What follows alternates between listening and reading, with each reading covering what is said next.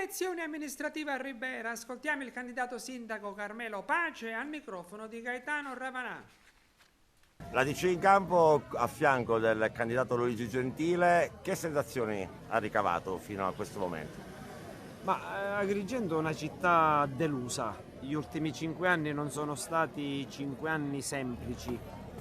E tra le figure in campo, senza nulla togliere agli avversari di Luigi Gentile, penso di poter asserire che Luigi Gentile sia l'unico candidato autorevole che possa fare uscire Agrigento dal guado, dalle occasioni perse, ultima clamorosa Agrigento 2025. Gli agrigentini oggi devono scegliere tra un voto di pancia e un voto invece dato per una prospettiva. Gli agrigentini devono scegliere se continuare a fare abusare la città di Agrigento oppure no.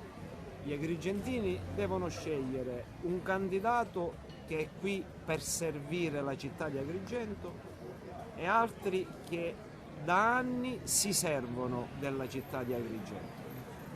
Purtroppo Agrigento sta vivendo questa realtà e senza indugio ci troviamo assieme ai nostri alleati a sostegno di Luigi Gentile. Sappiamo che sarà una battaglia elettorale non semplicissima, ma siamo estremamente fiduciosi perché confidiamo nell'elettorato agrigentino che saprà scegliere. Per quanto riguarda invece la sua candidatura a sindaco di Ribera, dopo che in passato ha ricoperto 2 legislature? È qualcosa che ho dovuto fare perché mi è stato chiesto dai miei concittadini. Anche lì a Ribera veniamo da 5 anni pesanti, una città spenta e rassegnata.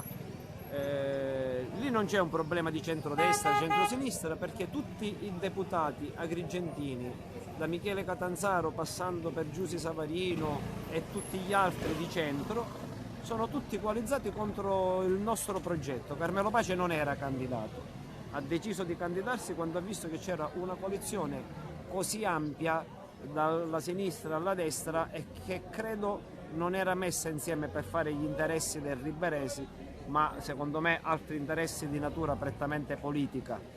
Sono sceso in campo, l'ho fatto con coraggio, in una partita difficilissima, ma penso che al risultato acquisito penso che possa regalare una bella sorpresa ai miei concittadini.